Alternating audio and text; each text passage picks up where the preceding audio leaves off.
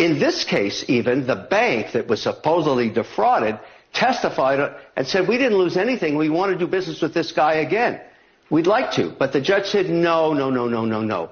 Let's penalize this developer for $355 million. And if we're going to do that, let's penalize all the developers all across America. They've all done the same thing. All of them should go to jail, and we should stop building buildings. That's what the message is from New York. Even the governor herself is concerned about what this looks like to investors all around the world. It's not just U.S. domestic.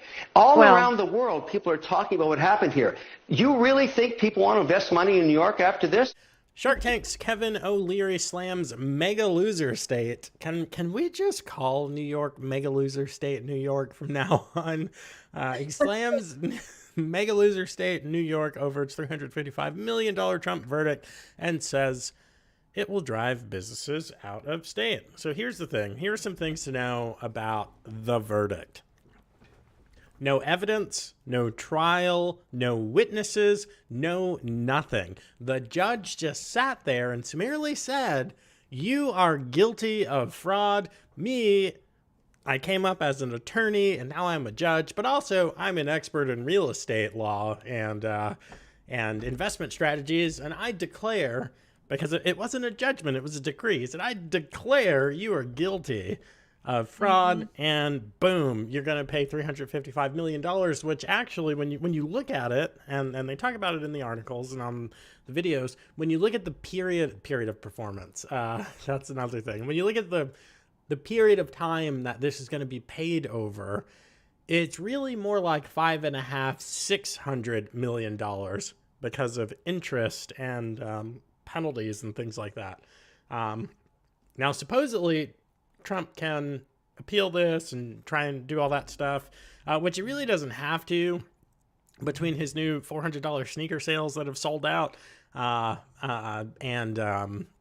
ByteDance, that's TikTok. What's the name of the company? Schwack, the company that owns Truth Social and TMTG, no idea. Trump Media Truth Group or whatever it's called. I think it's called TMTG. I almost went to work for them, but we couldn't come to terms with things. But maybe one day, guys. Anyway, have you seen his shares? What his share value is for that? I have not. $3 billion. They just did the whatever it's called. It's kind of like a public offering, like an appraisal of what his shareholding is worth right now. So they just went through the process of getting, the financial auditors to say, yes, this is what it is. So he's sitting on a cool $3 billion cash if he cashes out those stocks. Wow. Which isn't all of his shares. It might be a controlling share. I'm not sure. So anyway, he could do that and just be like, here's your, not pay any penalties, and be like, here's a, what do you want that in? Check, Bitcoin, whatever. I'll just send it over to you. But the real issue is he didn't do anything wrong. He didn't do anything wrong. They're committing fraud. They're saying that his multi-million-dollar Mar-a-Lago home is worth $1 million, even though the one next door is worth $20 million, and it doesn't have beachfront, and his house has beachfront on both sides. Like, when I look at this, I feel like I'm taking crazy pills because they're lying and they're getting away with it. And everyone's like, yeah, you can't do that. You can't tell us what you think something is worth. If you're going to sell it, yes, you can, because he doesn't have to sell it if he doesn't think he's getting a good value. If the offer's not good, and the buyer doesn't have to buy it if they don't think they're getting a good value. But these socialist idiots don't understand how you price and sell a good. Nope.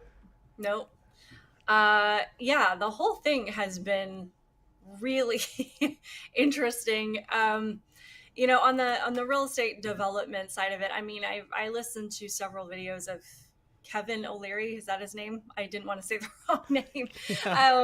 I blanked for a second. I was like, wait a sec. You can call him Mr. Wonderful if you're a Shark Tanker. Mr. Wonder. Right. Okay.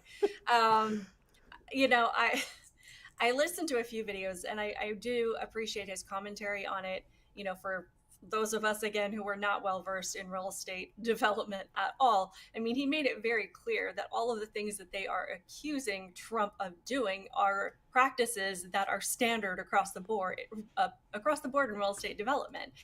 And so, he's saying that alone, what they're charging Trump with is telling every other real estate developer that if you try and do this thing that he's doing, that everybody does, you're going to get charged with a crime.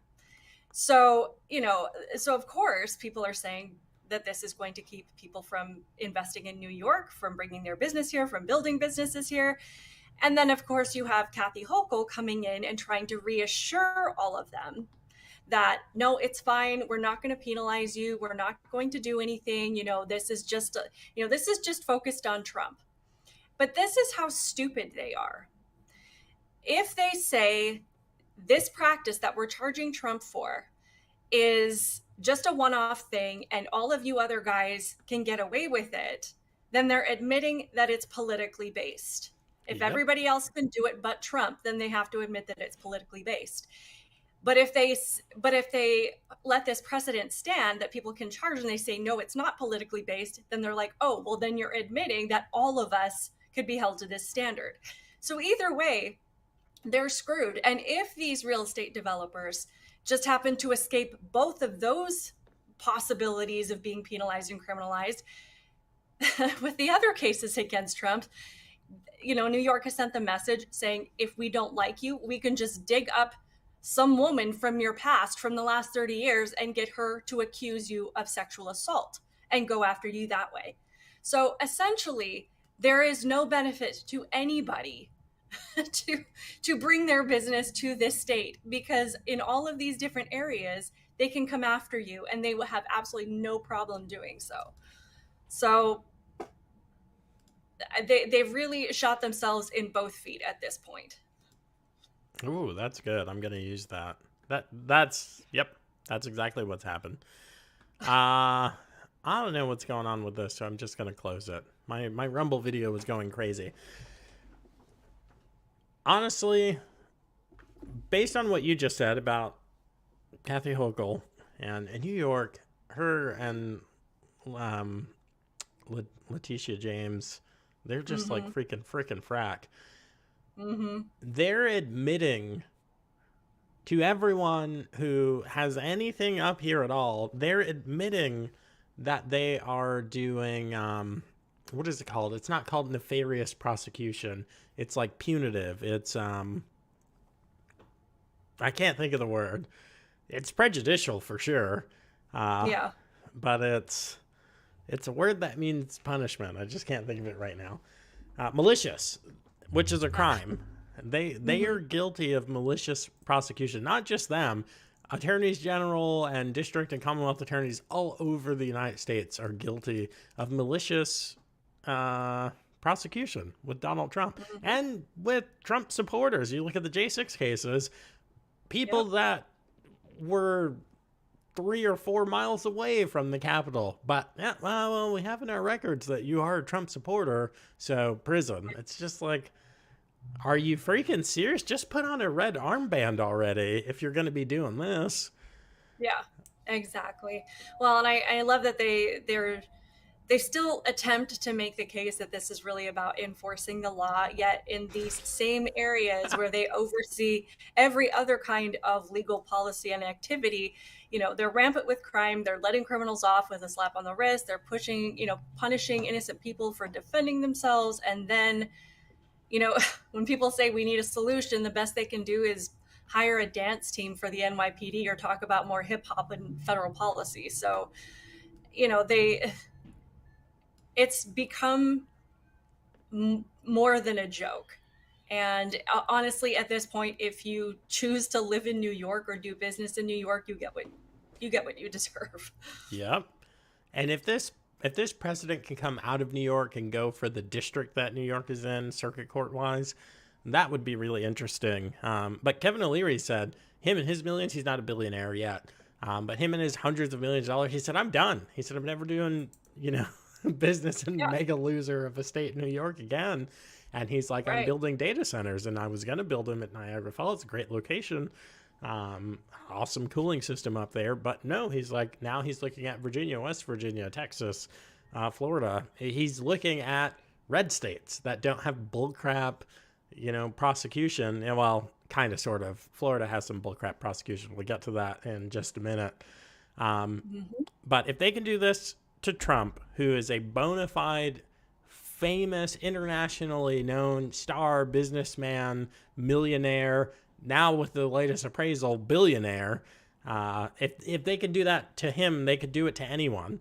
And just like Kevin said, and you were talking about, where's the crime? If this is illegal, then all of us are doing it. And Kevin called it, when he was speaking to that attorney chick on CNN, he called it a victimless crime, which is an element that you need to have if you're going to charge someone with a crime. But anyone could be the victim. Anyone could be the complainant. We can, and we should try this. If anyone lives out near Martha's Vineyard, near the Obama home, try this for me. Say, I'm in the market for a bajillion-dollar home. Pull it up on Zillow and see what it says and say, I don't think it's worth that. And then file charges against the Obamas for criminal fraud because they're drastically overvaluing their asset. And for no reason at all, just say, I don't think it's worth that. I think it's criminal for you to put this price on this piece of property, and just see what happens. I guarantee nothing. Yeah. Even if there was a legal transaction between yourself and the buyer and the lending company and everybody else involved, and nobody's accusing you of a crime or saying that you did anything wrong or that you defrauded them or anything like that. Just the government being able to step in and say, we're going to bring a case to you, and we're going to deny you the opportunity to defend yourself. We're not even going to let these people come in that say that you didn't do anything wrong and that they agreed with the transaction themselves. That's the precedent that is being set. And not only that, in this ruling, Eric Trump has been ordered to pay millions of dollars. Don Jr. has been ordered to pay millions of dollars. And they named a couple of other people that I'm not even sure who they are. But, it's setting this precedent. It's sending this message saying that, if we come after you for political reasons, we're not only going to destroy you, we're going to destroy your family, and we're going to destroy anybody who's associated with you, and we're going to destroy anybody who has tried to defend you and protect you. So this goes down the line in so many ways. And back to the real estate developers, why not only are they putting themselves at risk, they're putting their families at risk and all of their employees, anybody that's associated with them. Like, it's this broader issue where it's not just you that has a target on your back. You're putting literally every single person within your sphere at risk by doing business in a state like New York. What you just described moves out of malicious prosecution and just into mob tactics. They're just going around like the freaking mafia, pointing a gun at everyone, saying, we will wreck you. We'll put you in prison for decades. We'll put your family in debt for 100 years. Yep. That's why people are turning over on this stuff. Well, if you're wondering why this happened, if you're wondering if there might have been a hidden agenda all along, here's the woman herself. What would you say to people who say, oh, I'm not going to bother to register to vote because my voice doesn't make a difference, or I'm just one person? I say one name, Donald Trump. That should motivate you. Get off your ass and vote. Will you sue him for us? Oh, we're going to definitely sue him. We're going to be a real pain in the ass. He's going to know my name personally. I love it. Oh my goodness. Don't worry, guys. She's not a malicious prosecuting beep AG. Right. There is no bias there or, just like personal vendetta whatsoever. And that girl, the white girl there, I mean, she looks like exactly somebody. She could throw out any name there and be like, can you sue, Steve for me or Bob for me? Like, who can I use you for to get back at people? Or who, what list do you have where I can put these names? Who will you go after for me? That's exactly who that person is right there. It's people should be concerned. She looks like I'll say on the members only what she looks like, because I don't want to get Sam's YouTube in trouble here. Oh, it's fine. Yeah. No, that joke would have been over the YouTube guidelines for sure. And it would have been on purpose, which is why I can say it in my community where I can say what I want. Oh, all the man. more reason to Yeah. join Joe on Locals to hear Yeah. all of the bad words and name calling he really wants to. No, it was a joke Unleash. about a particular type of assault, which yeah. Okay. Yeah.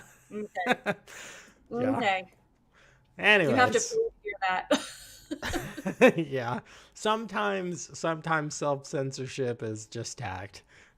Yeah.